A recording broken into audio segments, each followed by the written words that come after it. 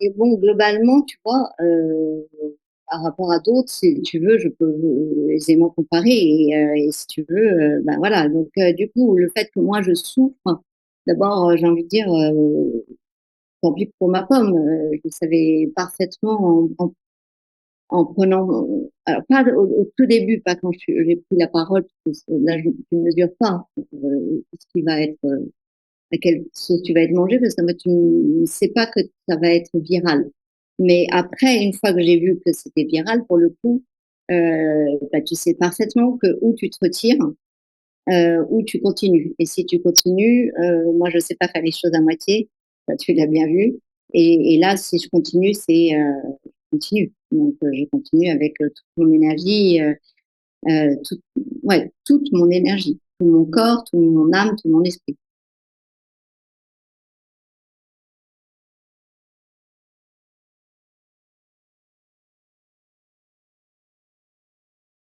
C'est exactement ce qu'on ressent quand on regarde tes interviews. Et ça m'a suggéré une question, c'est que je me suis dit, est-ce que par hasard tu serais pas la réincarnation de Athéna ou une déesse grecque qui est venue défendre l'humanité? Oui, bien sûr. En fait, voilà, ça me manquait à mon palmarès, hein. J'ai eu agent de la CIA, agent de pro-Poutine, KGB, sorcière, sainte. J'avais pas eu la réincarnation. En déesse grecque? Alors non, alors, bah, écoute, ça permet de parler d'un sujet qui est celui de la réincarnation. Si le mot hein, incarnation est un mot qui est clairement un leitmotiv dans mon action, dans ma prise de parole publique et dans tout ce que j'entreprends. L'incarnation, c'est-à-dire que de faire en corps, âme, esprit, vraiment, enfin, il y a tout qui va avec. Je crois en l'amour très fortement. Et donc, pour moi, la réincarnation est pour moi une horrible négation de l'amour. Pourquoi? Parce que, et d'une certaine manière, de la sincérité. C'est-à-dire qu'en fait, pour moi, ben voilà, je suis incarnée, j'ai une vie terrestre pour faire ce que je veux y faire, c'est-à dire que je suis profondément libre. Si jamais, il y a une idée, de réincarnation, ça veut dire que, je ne suis pas libre et j'ai un vrai, ben, ça, tu le sais aussi, c'est que dans tout ce combat, j'ai bien prouvé que, je me souciais de notre liberté, et que pour moi, elle est l'essence même de l'être humain qui est libre. Et s'il est réincarné, il n'est pas, il est donc dans une espèce de mission qui est une autre mission qui le dépasse et ça me semble pas sain dans l'amour de one to one, c'est-à-dire ben, la relation que je vais entretenir avec toi. Si jamais je suis réincarnée, eh bien, ça ne va plus parce que elle a il y a quelque chose de faussé entre nous. En fait, toi, tu crois avoir affaire à moi, mais en fait, non, je suis une réincarnation de je sais pas quoi. Voilà. Donc, Donc, non, non, non, merci. tu ne crois pas comme les hindous que nous revenons un certain nombre de fois sur Terre jusqu'à ce que nous soyons parfaits? Non, non, non, non, non, justement, c'est même, c'est terrible parce que c'est presque une excuse à mal faire, hein. Pour moi, ça peut être vécu comme un appel à dire bon, c'est pas grave. Bon, sur cette vie, je me suis merdée, Je mais me rattraperai la prochaine, oui. je vais rattraper la prochaine fois. Non, non, non, justement, non, surtout pas. Surtout pas. En fait, ça, c'est la biologie, la connaissance de la biologie qui me l'indique, c'est que, et de la génétique, hein, mais ma connaissance en génétique, c'est qu'effectivement, nous sommes des individus totalement uniques. Nous n'avons pas notre pareil ni dans le passé, ni dans l'avenir, ni au présent. Et donc, cette unicité de notre être nous donne toute notre spécificité et notre plein pouvoir pour faire bien les choses ou mal les choses. Voilà. Donc on a une seule vie terrestre pour cela. Moi, je considère nos vies comme des demi-droites. On commence à un point alpha et on est appelé à l'éternité. Cependant, il y a évidemment un passage de cette terre à notre vie éternelle. Voilà comment je vois les choses. Mais si on t'écoute sur différents interviews, on voit aussi qu'il y a une dimension christique ou mariale, je ne sais pas quelle est celle des deux vers laquelle tu te rapproches le plus, qui te, qui t'anime, qui te fait vibrer quand même. Tu lis entre les lignes. Oui, oui. Oui, ça c'est disons que, pour le mettre en d'autres, mots qui soient accessibles à tous, heu, c'est je considère nos vies comme une, je considère que nous avons été engendrés par amour. Donc, même si certains ont, et je suis bien placée pour savoir, ayant étudié les maladies génétiques, euh, même si certains sont nés avec voilà, une génétique déficiente qui les fait souffrir, qui les rend aux yeux des autres hommes imparfaits, même si il y a des femmes qui sont violées et qui donnent naissance à des enfants, je crois que nous répondons tous à un programme d'amour et, et que la vie même, en fait, quand tu la regardes autour de toi, euh, quand tu regardes ces saisons qui passent, là, c'est vrai que ces derniers temps, on a eu ces belles couleurs de l'été indien, on a eu la chance d'avoir une douceur de température qui était impressionnante.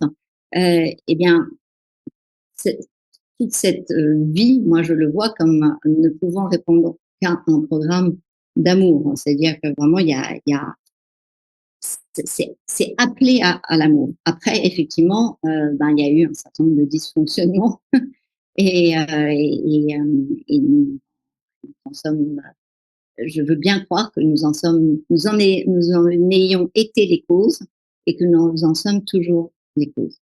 Avec et nous, oui, et donc automatiquement nous subissons les conséquences Ah euh, ben oui, de ce que des gestes ou des paroles même que ouais, nous émettons. Ce, ouais. ce, ce qui fait que dans le monde actuel, et par rapport, parce que je t'entends souvent parler justement de cette dimension d'humanité, de la puissance de la famille, et cette troisième dimension, ce sont nos sens. C'est-à-dire que Tu as nos, bien suivi, je suis bien contente. à savoir que, en fait, au milieu de tout ça, il y a justement ce ressenti, cette vibration qui fait que on peut comprendre des choses par les gestes des autres et pas forcément par leur discours, ou qu'on peut comprendre aussi qu'il y a une incohérence entre des gestes et des discours, et que ça, on arrive à le décoder si justement on est aligné dans cette dimension dont tu parles.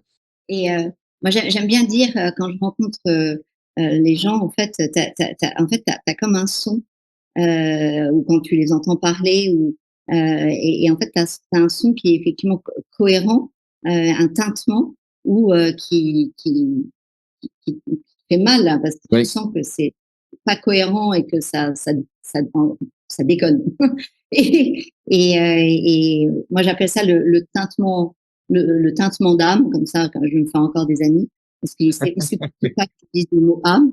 J'ai pu comprendre. Pourtant, c'est à nouveau une notion philosophique. Alors, d'un côté, ils supportent qu'on parle d'Aristote, mais de l'autre, ils ne supportent pas qu'on parle d'âme, alors même que Aristote a quand même consacré une énorme partie de sa vie à étudier, parler, disserter sur l'âme, au point d'en faire son livre De Anima. Donc, voilà, c'est amusant. Et puis l'âme, en fait, c'est justement cette dimension d'animation. Et donc, quand tu vois, dans âme, tu as amour, tu as animation. Donc, en fait, tout cela est très, très cohérent avec le fait que, bah, voilà, t'as vraiment ton point de conception qui te balance dans ce programme, qui t'appelle à l'amour, auquel tu répondras présent ou pas présent, auquel les aléas de la vie te confronteront plus ou moins et te détourneront plus ou moins de la voie, mais n'empêche que l'invitation, pour moi, elle est égale. Et c'est très, très important parce que, en fait, je ne supporte pas l'injustice. Et donc, depuis que j'étais enfant, je me dis, mais c'est pas possible, cette inégalité. Parce que je voyais bien que moi, j'étais une petite fille privilégiée, comme on dit en anglais, qui était née avec une cuillère d'argent dans la bouche. Et donc, voilà, je trouvais que c'était très injuste, en fait. Est-ce Et, que, est-ce que cette situation, ça a chez toi engendré une notion de dette vis-à-vis des autres? ah, ouais, là, j'ai l'impression d'être chez le psychanalyste. Je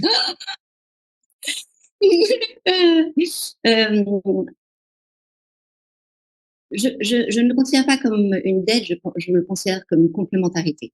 Je crois que nous avons la chance d'être complémentaires les uns des autres et que il est de notre devoir, mais pas au sens devoir. Il est de notre moralité d'être humain, faisant partie de la même espèce, de prendre la d'apporter sa complémentarité au système. Et tu vois, tu parlais de ma présentation à Nexus, qui est donc une présentation que j'ai fait quand même dans 2 pays. Ça devait être une présentation qui était au Parlement d'Estonie et qui, au dernier, où il devait y avoir Bobby Kennedy, et au dernier moment, évidemment, a été annulé pour être mis dans un hôtel. Donc, en fait, je suis quand même une coutumière des annulations de dernière minute, enfin des Oui, ça t'est retrogrammations. arrivé en Roumanie aussi, oui. Ça m'est encore arrivé en Roumanie. Donc en fait, c'est vrai que je crois beaucoup à la possibilité que j'identifie, par exemple, ce dont j'ai besoin et que j'identifie que j'ai tel ou tel talent et qu'à ce moment-là, je peux t'en faire profiter et que dès lors s'instaure entre nous une complémentarité. Non pas donnant-donnant, mais simplement complémentant. Ce qui est donnant aurait donné un côté dette, alors que complémentant, c'est juste la juste analyse du monde vivant. Et tu sais, on voit souvent grâce à des outils Internet, etc., des espèces de petites vidéos où tu vois des animaux qui vont rendre service à Oui. d'autres animaux. Et en fait, ça n'est rien d'autre que cela. Ils le font-ils par dette morale? Non. Ils le font par complémentarité pour que la vie soit. C'est Et l'ADN, c'est leur ADN. non, c'est pas dans leur ADN d'aller défendre une espèce qui n'est pas la leur, justement. C'est dans c'est dans la, le système même vertueux de défense de la vie. C'est-à-dire que, en fait, quand tu es en vie, logiquement, tu dois défendre la vie. Et c'est vraiment intéressant en ce moment, puisque on oppose tout le temps à la vie des situations, des solutions de mort, que ce soit dans ta société en Suisse, dans notre société en France, dans la société de Belgique, dans la société canadienne, comme si ces enfants gâtés n'avaient rien d'autre comme solution que d'apporter comme solution dite d'amour une solution de mort. Et évidemment, voilà, il suffit de regarder encore une fois autour de soi. Si on veut pas regarder les êtres humains, regardons les animaux et on voit bien que on se fourvoie complètement et qu'on est dans une arrogance de l'orgueil terrifiant de destruction de la vie. Oui, ça, je suis complètement d'accord avec toi. On nous mène sur un chemin de mort et on nous fait, et c'est même terriblement manipulatoire en plus, puisqu'en fait, on nous mène sur un chemin de mort et on nous dit, mais vous allez mourir, mais on va vous sauver. Et ce C'est qu'on ça. trouve comme sauvetage, c'est de mourir. Voilà. C'est Et alors, hallucinant. voilà. Parce Donc, on que, arrive à des situations abjectes. Excuse-moi, vas-y. parce que la question que je pense que tu te poses et que je me pose et que des tas de gens se posent, comment nous en sommes arrivés justement à souhaiter la mort, vivre sur des chemins mortifères, à être dans des dimensions de destruction, tout en racontant que c'est pour la vie et on parlera même d'amour à l'intérieur de ça. Et alors qu'en fait, si on prend un peu de recul et quand on discute avec des gens simples, ils se rendent compte de cette évidence dans laquelle nous sommes, de destruction, alors que quand on rencontre des gens très diplômés, avec des hauts postes, eh ben, ils sont capables de nous démontrer le contraire. Alors, les hauts postes, ça, c'est très clair. En fait, les meilleurs de la classe, c'est ceux qui ont bien compris les règles du système et qui donc sont des bons obéissants. C'est ça, c'est ce que Donc, c'est Albert Jacquard qui présentait ça très très bien en disant bah, plus on fait d'études, plus on apprend à obéir. alors, c'est pas totalement Pas vrai. tout le Par monde, exemple, oui, parce en que recherche, toi par non, mais exemple, en recherche, justement, bah oui, mais parce qu'en recherche, en fait, tu as le droit tu es invité à ouvrir une page blanche, hein, à remplir une page blanche. Donc, mais beaucoup de chercheurs se mettent dans une page déjà ouverte sur laquelle qui vont dérouler. Donc, la page blanche, le concept de page blanche existe réellement en recherche et c'est très chouette parce que parmi les très belles aventures que j'ai pu vivre. et alors tu as une espèce de credo depuis le début, d'ailleurs depuis 2020 ou 2021, où tu dis nous ne devons pas obéir à ce qu'on nous impose et nous devons rester unis et se soutenir et s'entraider les uns les autres, ce qui est un peu la synthèse de tout ce qu'on vient de dire, pour pouvoir justement vivre, voire survivre dans certains cas, et pouvoir, parce que derrière ça, en fait, ton discours, c'est aimons-nous les uns les autres. Oui, peut-être. C'est pas comme ça que je le formule, vraiment. Et si je souhaitais le formuler comme cela, me sentirais libre de le formuler comme cela.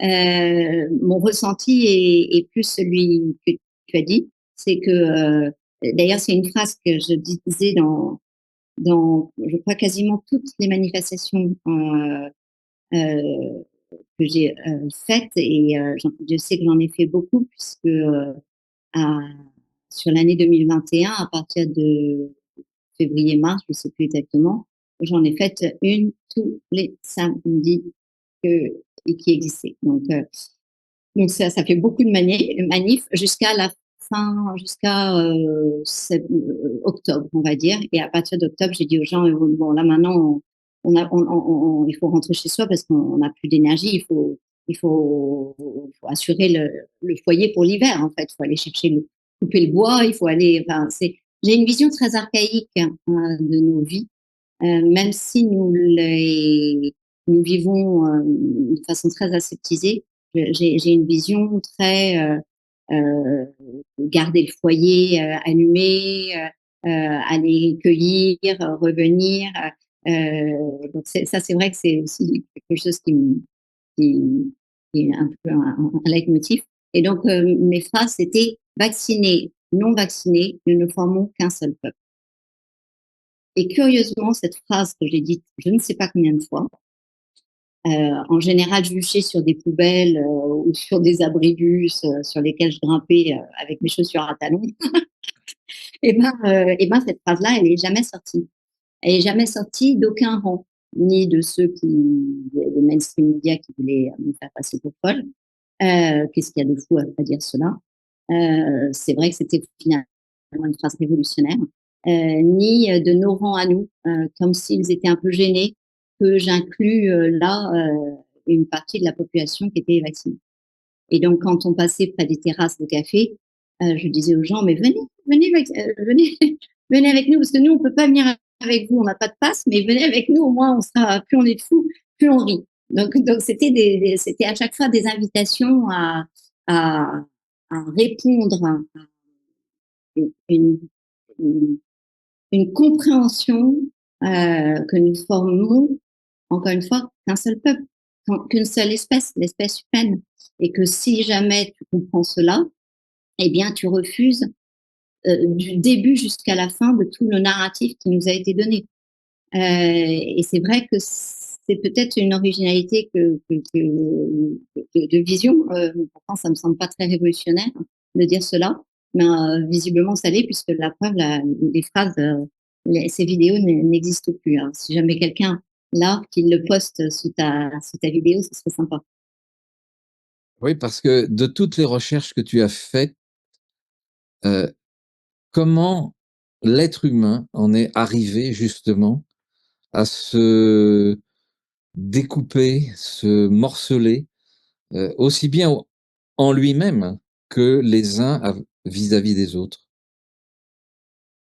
Alors Moi, il je y a eu la trouve manipulation un peu soviétique, oui, il y a de ça, il y a ça, il y a un mélange de peur, de fascination, d'aspiration au pouvoir, d'aspiration à l'argent, de jalousie. La jalousie est un moteur, hélas, très important dans tout ce que nous avons vécu, que ce soit d'un côté comme de l'autre, hein, c'est humain en fait, hein, c'est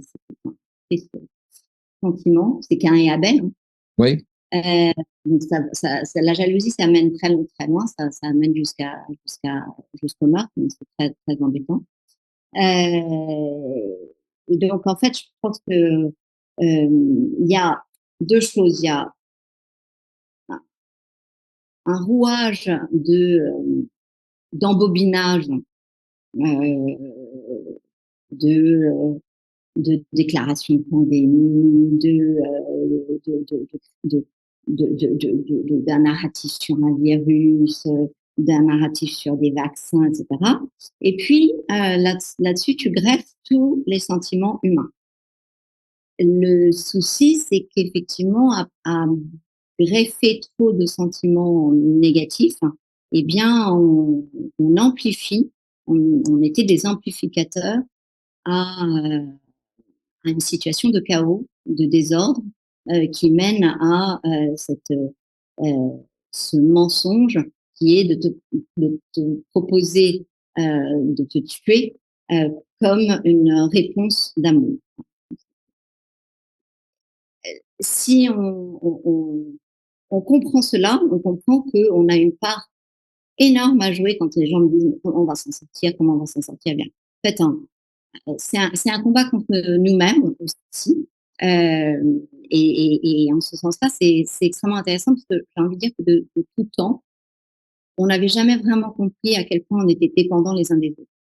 On était tous dans nos vies, en tout cas, je vais parler pour moi, mais je crois que je parle pour tout le monde. On était tous dans nos vies en pensant qu'on dépendait de nous-mêmes. Bah, que voilà, donc moi j'ai toujours eu un une sorte de point d'honneur à rapporter mon propre salaire dans notre famille, même si il était pas comparable, mais voilà, c'était ma part à moi et donc en fait, c'était ce sur quoi je considérais que je devais vivre. Heu et hem et donc en fait, bah, quand je prenais le train, ben, je considérais que j'avais besoin de personne, je prenais mon billet de train, pareil pour l'avion. Donc j'étais très dans un mode extrêmement, heu, bah, j'ai tout pouvoir. En fait, j'ai pas besoin, j'ai besoin de personne, pour mener ma vie. C'est ce qu'on nous a fait croire aussi.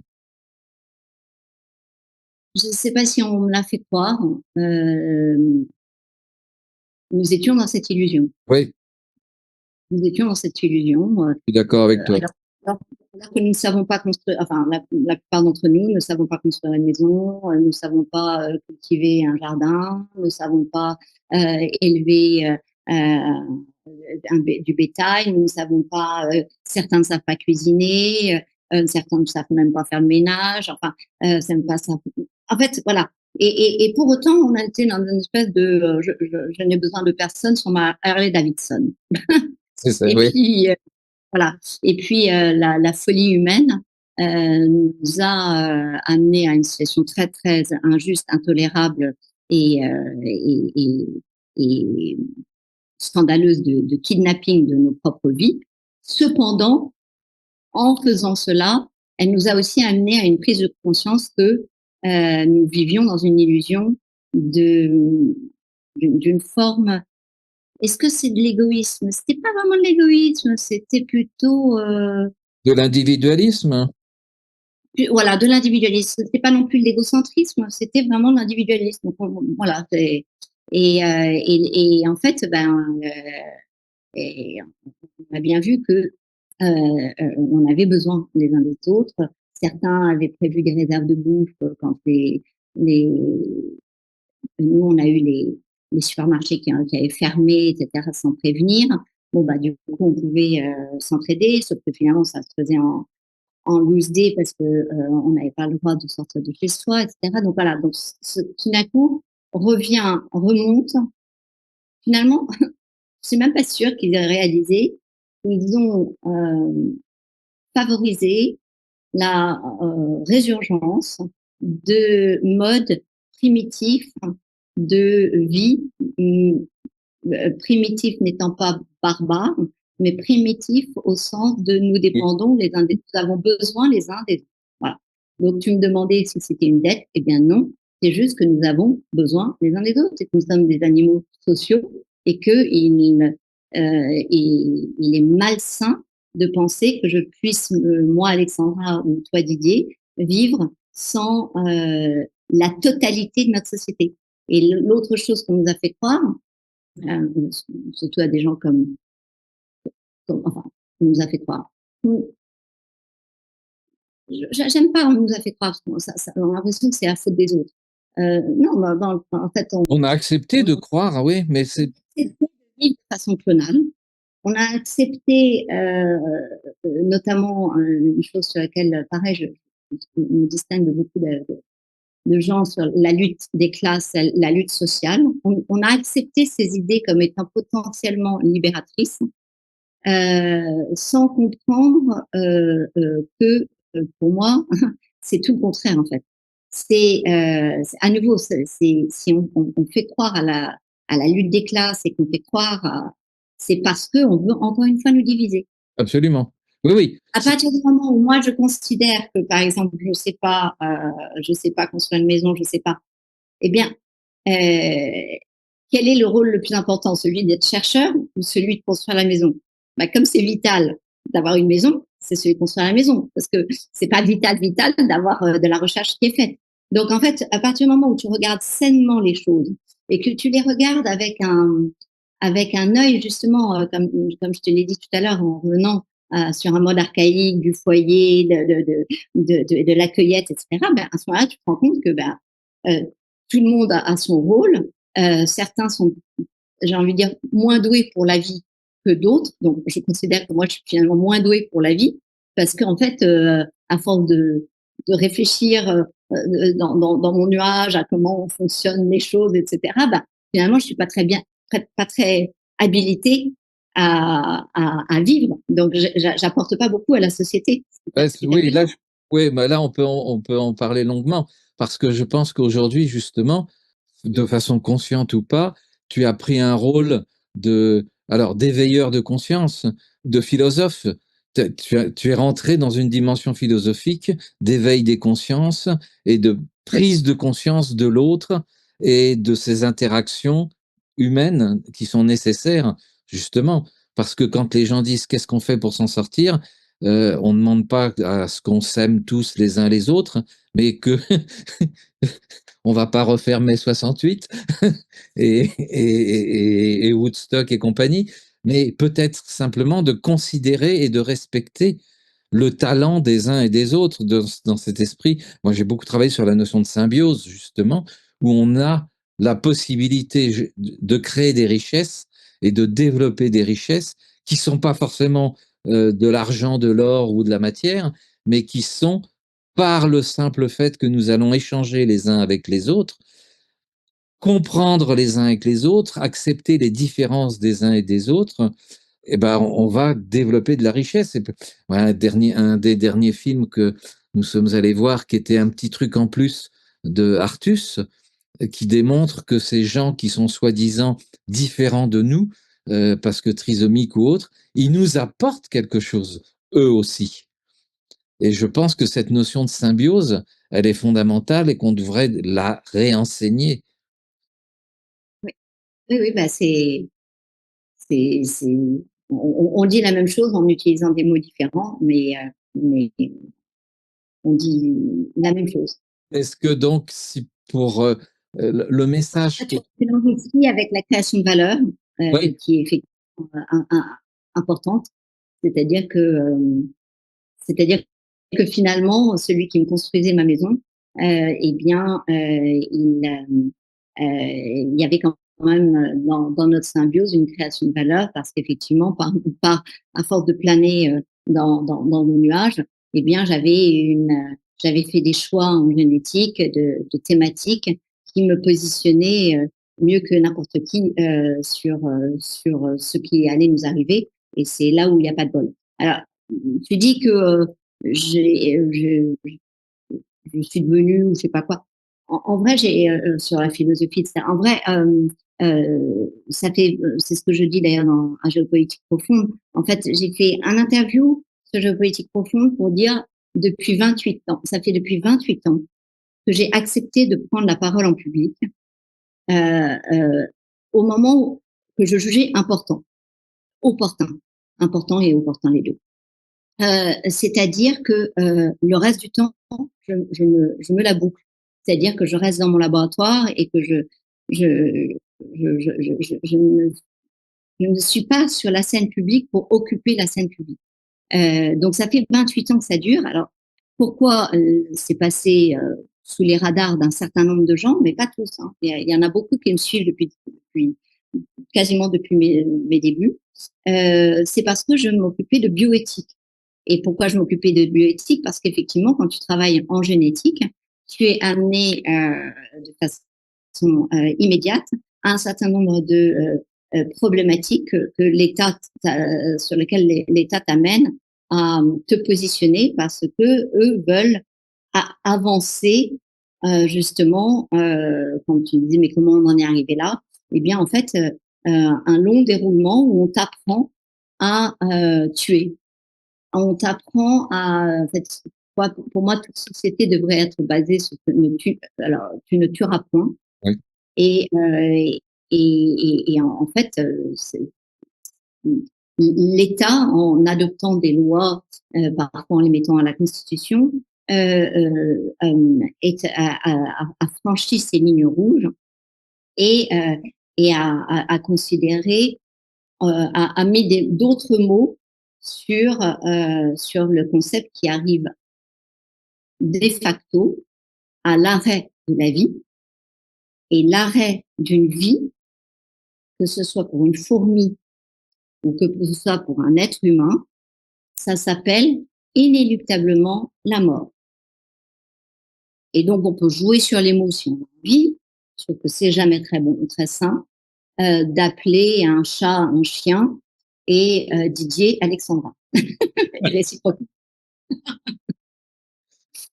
Ben, c'est-à-dire qu'en fait, c'est un jeu très pervers qui permet justement aux manipulateurs de faire perdre les repères aux gens sains. Et on arrive à ce moment-là à ce niveau de perversion et de manipulation, tant aussi bien sur le plan philosophique que psychologique, que génétique, puisque tu le sais beaucoup mieux. Donc, on peut se permettre de tout manipuler et de faire croire que tout est autre chose et que autre chose, ça peut être n'importe quoi. Il suffit de le décider. Voilà, exactement.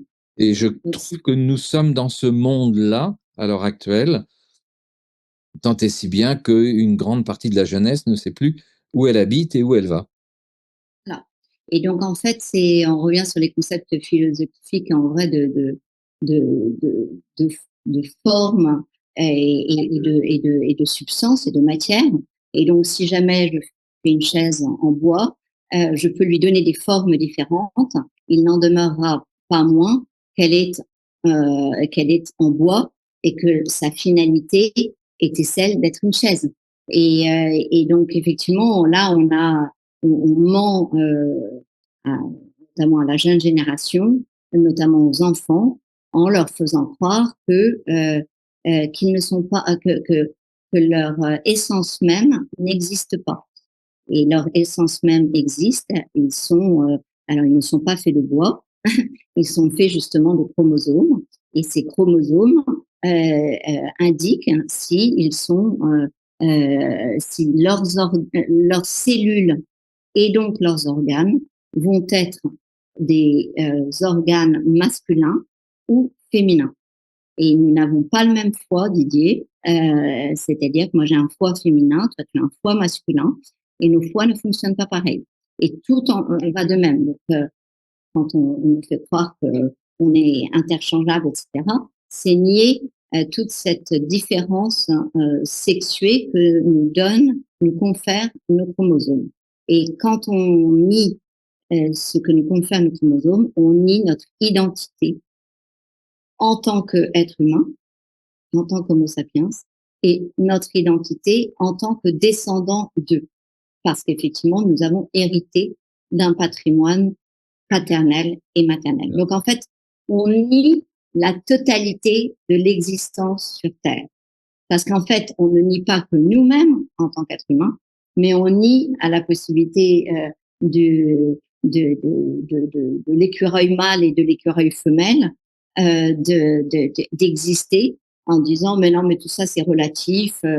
Alors pourquoi est-ce que ce serait relatif pour nous et pas pour eux? Et là, on part en vrille mais complète qui est de se considérer comme maître de la création, puisque finalement on la recrée selon des concepts. Mais la matière est là, avec laquelle on ne peut pas tricher. Oui, et c'est vraiment le message que tu délivres, qui malheureusement n'est pas relayé, dans lequel les gens ont parfois du mal à rentrer. Mais ça vient, ça vient. Je trouve qu'il y a quand même des gens qui s'éveillent grâce aux gens comme toi, justement, pour les éveiller. C'est que de prendre conscience que nous sommes des êtres de chair, de sang, d'émotions, et que nous avons beaucoup plus à partager qu'à prendre. Alors je t'arrête tout de suite sur le mot éveillé. Je supporte pas. Je ne Bon. supporterai pas que quelqu'un m'éveille. Je veux qu'il me partage et que je sois libre par rapport à ce qu'il me partage. Donc, je réfute l'idée d'éveiller des gens.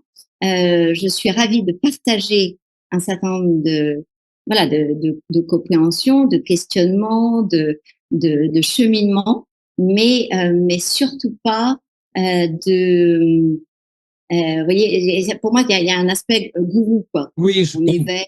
c'est ce que j'allais te dire. Je comprends parfaitement ce que tu dis, qui est enfin, tu participes à une prise de conscience. Alors voilà, oui, une prise de connaissance. Et à partir du moment où tu as la connaissance, tu peux en avoir conscience ou pas, tu Oui. en fais ce que tu veux de la connaissance. Donc, c'est ça que j'ai fait. Et, et, et c'est ça qui était très vilain de ma part, et j'ai bien compris, puisque j'étais effectivement voilà, la première censurée, et comme je te le disais tout à l'heure sur X, celle qui est hors catégorie, visiblement, dans les chiffres de bannissement. J'en tire évidemment aucune fierté. J'en tire une certaine peur vis-à-vis de ceux qui ne perçoivent pas cela.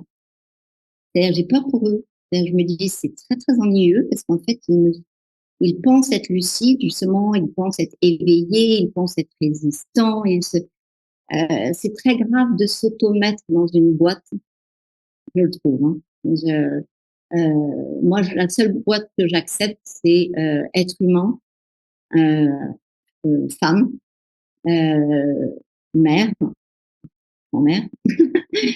Mais toutes les autres boîtes, je les exècre parce que elles vont te mettre dans une illusion. Voilà. Et te séparer. Voilà. Et donc, en fait, ce qui m'intéresse, moi, c'est de rester dans la réalité. Donc, en fait, on revient sur mon exemple de chaise et de bois.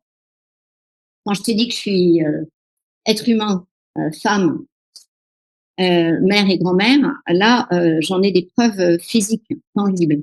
Tout le reste, tout le reste ne peut être qu'une forme d'illusion. J'ai été effectivement diplômée d'un doctorat de génétique, bon, mais que vaut ce doctorat de génétique, tu vois, en termes d'essence même, ça certainement, ça m'a aidé à étudier un certain nombre de choses, favoriser la possibilité de lire des choses, d'acquérir une méthode, etc. Mais c'est tout. Donc là, on n'est plus sur l'essence, tu vois. Est-ce que ce que tu es en train de dire, c'est qu'en fait, nous existons par notre interaction avec les autres? Bah oui, bah oui. Être humain, immédiatement, je suis un animal social entre êtres humains. Femme, immédiatement, j'ai peut-être besoin d'un homme. Bon, ben voilà. Ce n'est pas un appel du pied à personne. je, je suis déjà pourvue. Euh,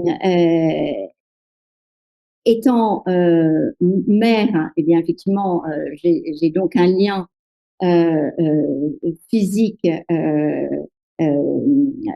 moral avec mes enfants, et pareil pour en tant que grand-mère. Donc, oui, là c'est ce que j'appelle être dans l'essence.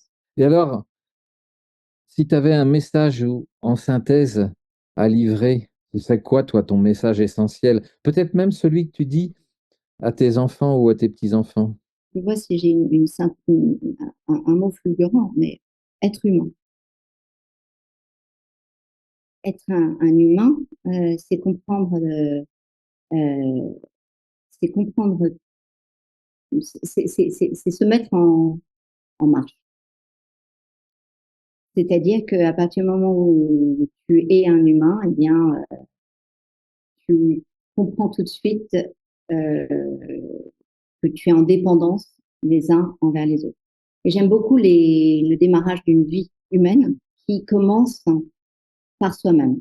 Et toi et moi, on a commencé dans le sein de nos mères par un voyage qu'on a entrepris personnellement, sans avoir d'autorisation ni de passe, ni de passeport. Non, mais c'est important. Hein. Et d'ailleurs, finalement, ils veulent supprimer ce voyage-là, hein, qui était un voyage de la sortie de l'ovocyte de notre maman, ou de la femme qui nous a portés, qu'importe, sur les mots si on veut, on va appeler ça une maman.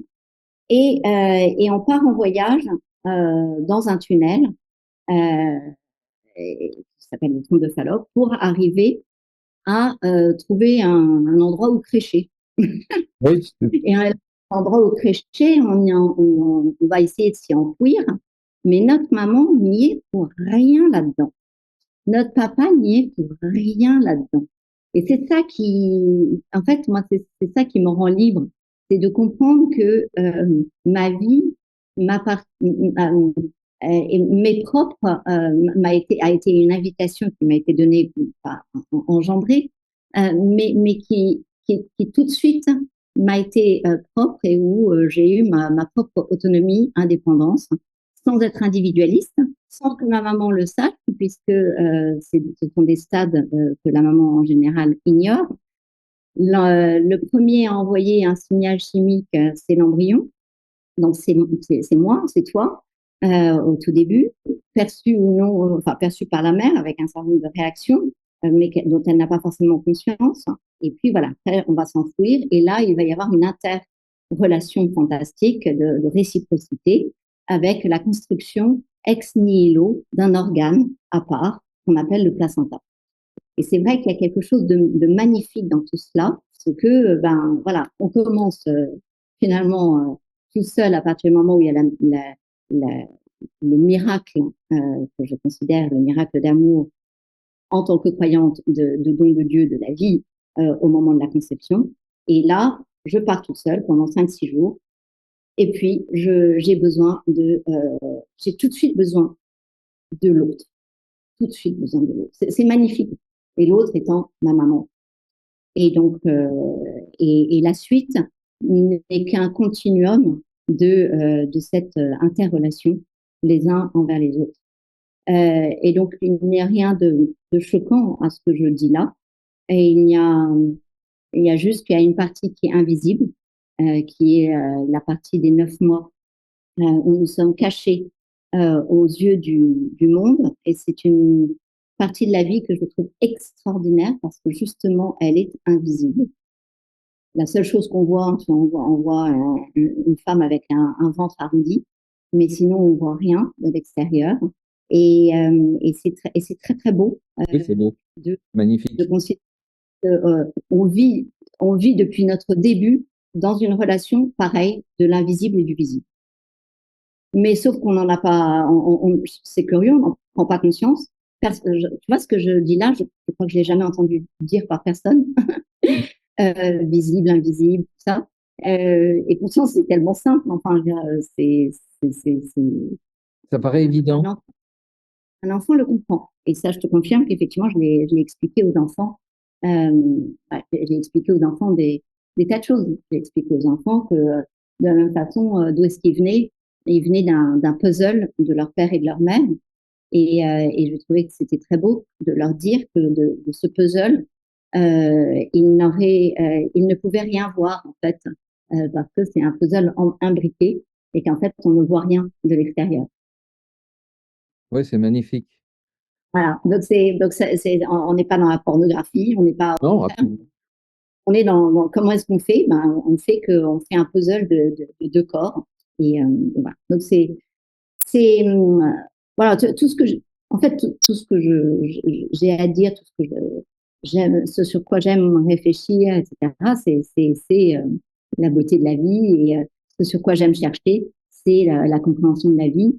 Et il y a définitivement une dimension d'arrogance à vouloir être chercheur, d'un côté d'enfant gâté, de vouloir comprendre les choses et que ce qui n'est pas explicité et ce qui n'est pas clair, eh bien, j'ai le droit de me poser des questions et j'ai le droit de l'étudier. Voilà. Et en fait, c'est ce pouvoir extraordinaire de notre, de l'amour, de la relation à l'autre et aussi de notre, d'accepter notre vulnérabilité. Ah bah oui, c'est ça, parce que tu as tout compris. Effectivement, et c'est quand même, et c'est ouais, même la pilule, finalement, va empêcher cet accrochage du petit bébé Oui, dans, dans, dans, dans l'utérus. Et donc, en fait, personne ne conçoit l'agression qu'il y a ben, à être ce petit être. Et moi qui me ressens tellement dans cette indépendance de vie, de commencer ma vie toute seule avec mon voyage, etc., c'est vrai que j'ai besoin de m'accrocher. J'ai besoin de m'accrocher à vous, à les uns les autres. J'ai besoin de, voilà, de lancer ce que j'ai fait, les chaînes humaines, de lancer des mains pour nous mettre en lien. Parce que je sais qu'à ce moment-là, on est fort. Je sais qu'à ce moment-là, on a ce que voilà, on se met en, en valeur les uns les autres, comme tu l'as dit. Finalement, la symbiose, ça n'est rien d'autre que se mettre en valeur les uns les autres. merci infiniment, Alexandra. Si on m'avait dit qu'on aurait parlé de tout ça, Oui, mais je pense que c'est ça qui t'anime, c'est ça qui te rend vivante et passionnante. C'est ça qui fait que les gens viennent vers toi. Et puis, je pense que c'est très, très important, au-delà de tous les schémas et toutes les explications scientifiques. là, de toutes les peurs sociales qu'on peut nous faire, Oui, parce que dès lors, puisque finalement, j'ai rebouclé à notre début de vie, plus on, plus on revient sur notre tout début de vie, plus on est lancé sur notre bonne dynamique. Ça c'est aussi quelque chose que j'ai voulu partager en l'occurrence aux prêtres au départ, je voulais voir les évêques, puis j'étais un peu déçue. Alors, du coup, je suis allée voir les prêtres en leur disant, mais pourquoi est-ce que vous ne dites pas aux gens que qu'ils ont un corps, un esprit, une âme. Pourquoi vous n'en parlez absolument jamais? Parce que c'est pas un scientifique qui peut en parler, donc je m'en bats. Et un scientifique qui a bien le droit de se poser des questions sur ces domaines-là. Et pourquoi est-ce que vous n'incitez pas les gens à remonter dans leur mémoire de leurs cellules à leur toute première cellule, où normalement, voilà, moi, ma foi me dit que j'ai rencontré Dieu, mais donc tout être, hein, pas que moi, je être humain, parce que je n'ai pas, c'est ma réponse de foi. Ça n'est pas une réponse euh, du tout intellectuelle. Enfin, intellectuelle. C'est Oui, une absolument. réponse De de trip. ressenti, Oui. de ressenti d'amour en fait. Voilà. Ouais. Quoi qu'il en soit, je pense que qu'on remonte finalement à ma foi ou qu'on remonte indépendamment à notre première cellule de, où nous avons notre propre euh, patrimoine génétique, euh, où les ARN sont importants, eh bien, remonter là, nous en avons une mémoire dans toutes nos cellules, puisque effectivement, c'est à partir de cette cellule unique que la totalité des cellules de mon corps vont être générées par division successive. Et donc, si on revient là, je pense qu'on part sur la bonne dynamique. On part sur le bon élan qui était l'élan de notre vie à nous, indépendamment de nos parents, si jamais nos parents n'ont pas été chics, etc., etc. C'est pas grave. On repart de là. Là, on a eu la vie, comme voilà, et donc on part sur cette dynamique. Et donc à ce moment-là, dès lors qu'ils nous font encore des carabistouilles épouvantables et de destruction de la vie, mais qu'est-ce qui peut, tu vois, qu'est-ce qui peut m'arriver? En fait, cette compréhension de l'être humain, entre être humain, etc., ben, elle me rend libre. Et elle me rend libre indépendamment de tout passeport, indépendamment de toute décision de l'État, que j'aille ou non prendre l'avion, le train ou aller au restaurant, ou je ne sais. Et le système ne veut pas que tu sois libre. Oui, je sais, le système, je pense que c'est ce qui supporte le moins, je pense, chez moi, c'est que j'appelle les gens à la liberté. Pense que tu vois, si on doit, je t'ai demandé au tout début, c'était quoi le titre de notre émission, pour savoir qu'est-ce qu'on allait dire. Eh bien, c'est l'appel à la liberté. Merci infiniment. Soyons libres, restons libres, car nous sommes libres. Car nous sommes libres, nous sommes libres. Nous avons commencé notre voyage en être autonomes. Et puis, très vite, nous avons dépendu les uns des autres. Très bien. Et nous le finirons d'ailleurs en être.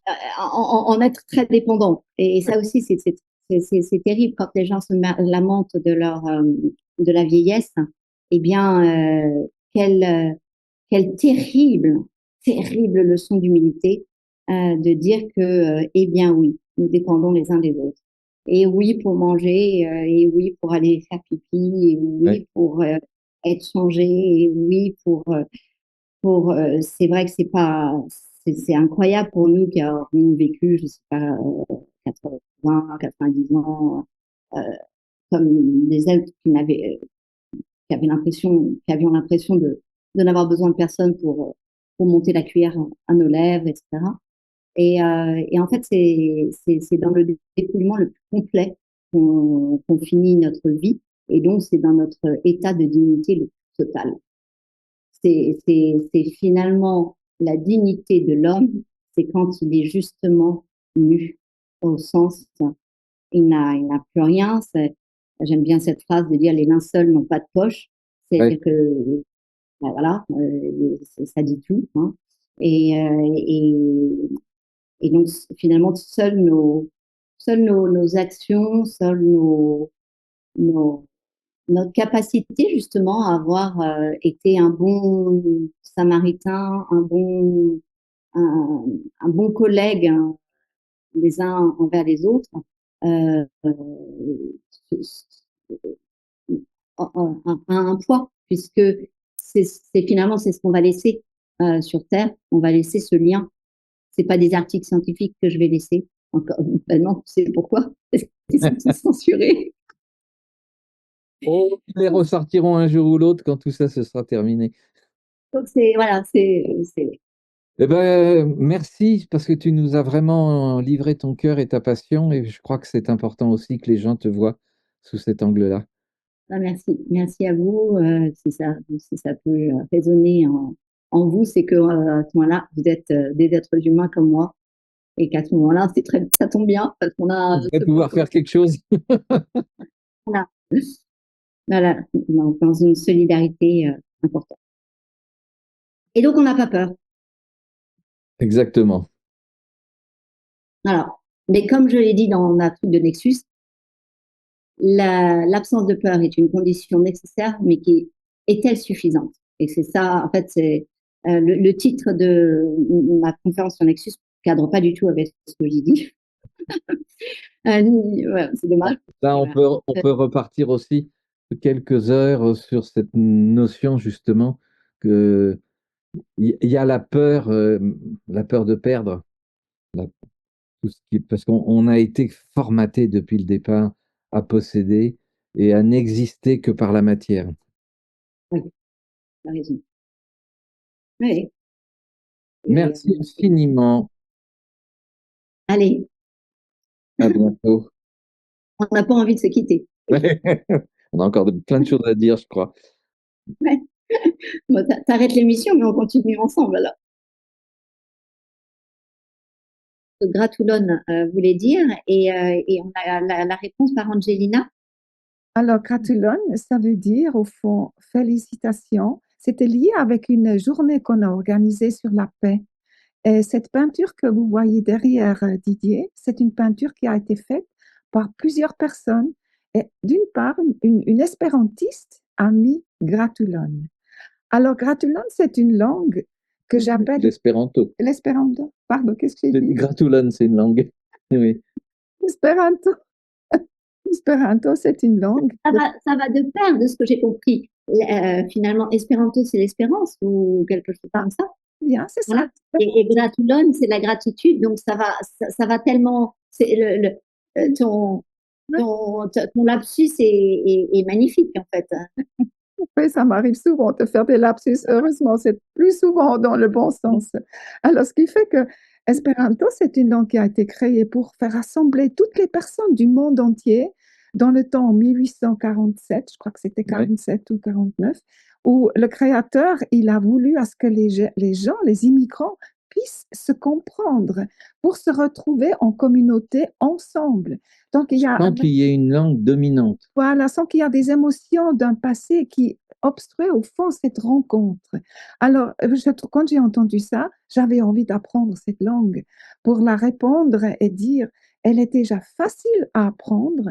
Et si on arriverait dans ce monde à faire à l'école même, déjà avec des jeux, avec une éducation culturelle sur cette langue, créative avec cette langue, apprendre à tout le monde, au monde entier, cette langue, à part sa langue maternelle, à part les langues qui vont s'en suivre, bien sûr, ça serait quand même merveilleux d'aller n'importe où, tu peux rencontrer n'importe qui et tu peux échanger sur une base qui est complètement neutre Et pacifique, et de paix, pacifique. de paix, oui, c'est la paix. Voilà, ça c'est l'espérance.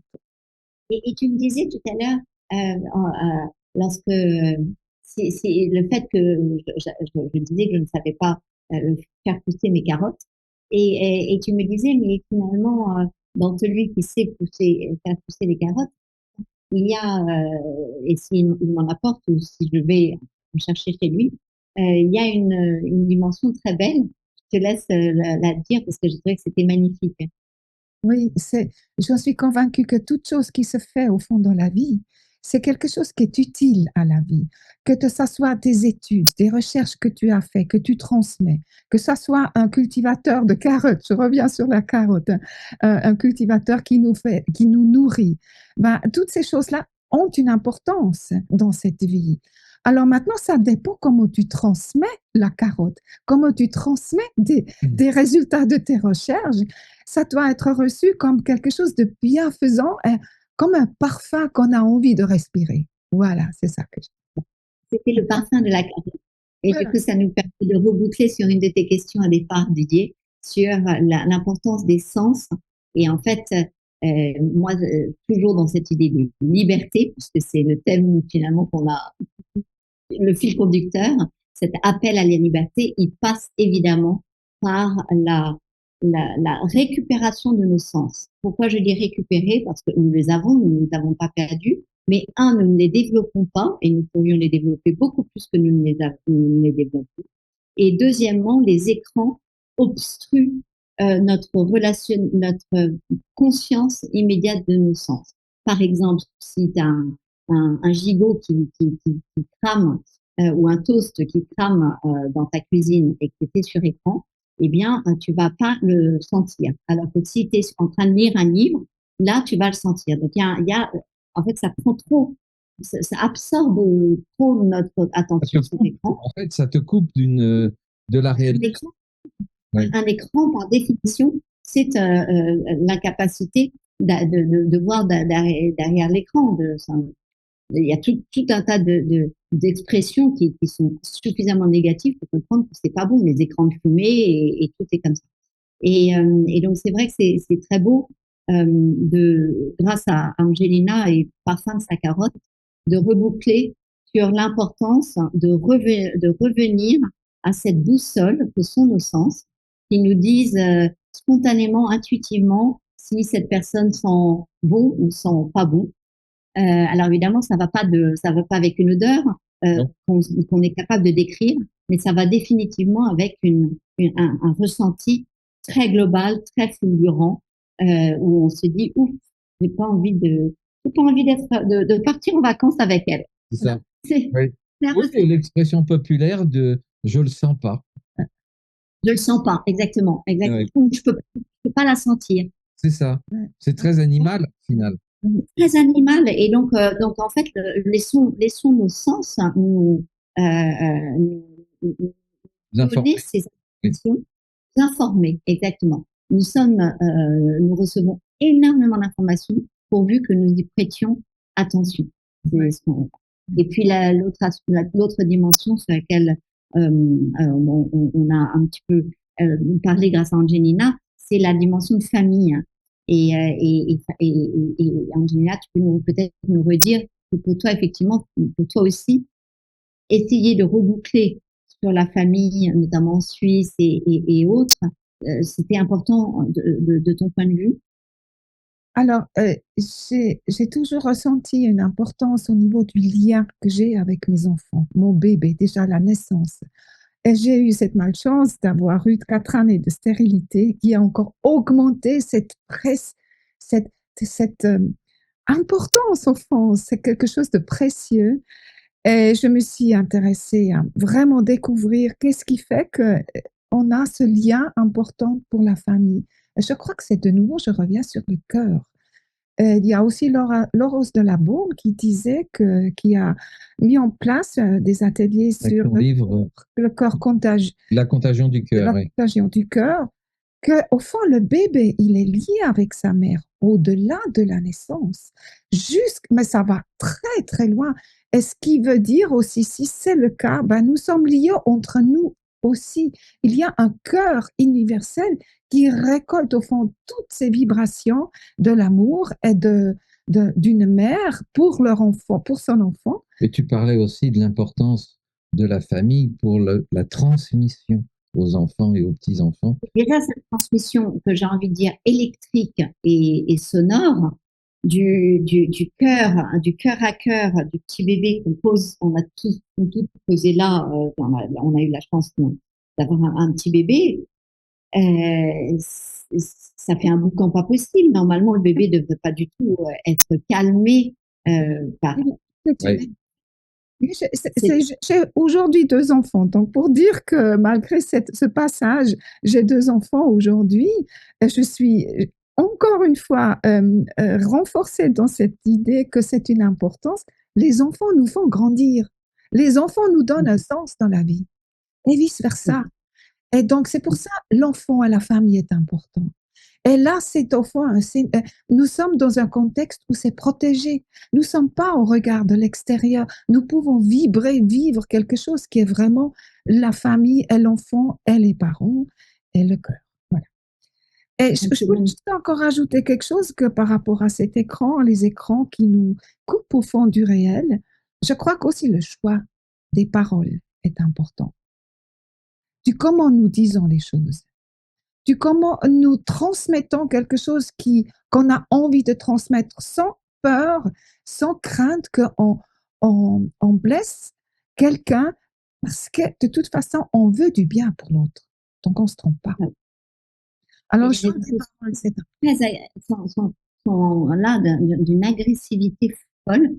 Oui. Moi, je trouve que quand on va se parler sur un réseau social, quel qu'il soit, on devrait toujours tourner 7 fois la langue, alors nos doigts, la langue dans notre bouche, parce que ce sont des paroles très, très, très violentes et des noms d'oiseaux qui fusent entre les gens. Moi, j'ai été attaquée par bon, soi-disant des gens de nos rangs, soi-disant des gens, des acteurs de premier plan. Et c'est très, très violent. C'est extrêmement violent et je leur souhaite pas d'abord, je ne souhaite pas leur répondre parce qu'effectivement, on ne répond pas convenablement à la violence par la violence. Ça ne fait qu'une empirer les choses. Et en plus, je suis d'accord avec toi qu'il y a un poids des mots. Et c'est très malheureux parce que j'ai vu plein de gens qui commençaient sur les réseaux sociaux très calmes, très polis, très bien élevés, mais pas au sens bien élevé artificiel, bien élevé dans le respect, en fait, dans le respect de l'autre, et qui, au bout de quelques 1 ou 2 ans de pratique quotidienne de ces réseaux, devenaient des grossiers personnages, insultants, avec une écume au bord des lèvres. Et ça me plaît pas de voir des gens se dénaturer, parce que je sais qui ils étaient à la base, sous prétexte des écrans. Et pour revenir sur la famille, il y a une autre dimension moi, que j'aime sur la famille, c'est pour ça que je m'étais impliquée dans Famille de France, c'était parce que ta famille, tu ne la choisis pas et elle ne te choisit pas. C'est donc l'école par excellence de la tolérance et du travail sur soi pour faire en sorte que qu'à un cas an, eh bien, on va réussir à faire aller la machine. Ouais. Voilà. C'est juste, absolument d'accord. C'est tellement bien dit aussi. Merci, mesdames. Ça fait un beau mot de la fin. Ça.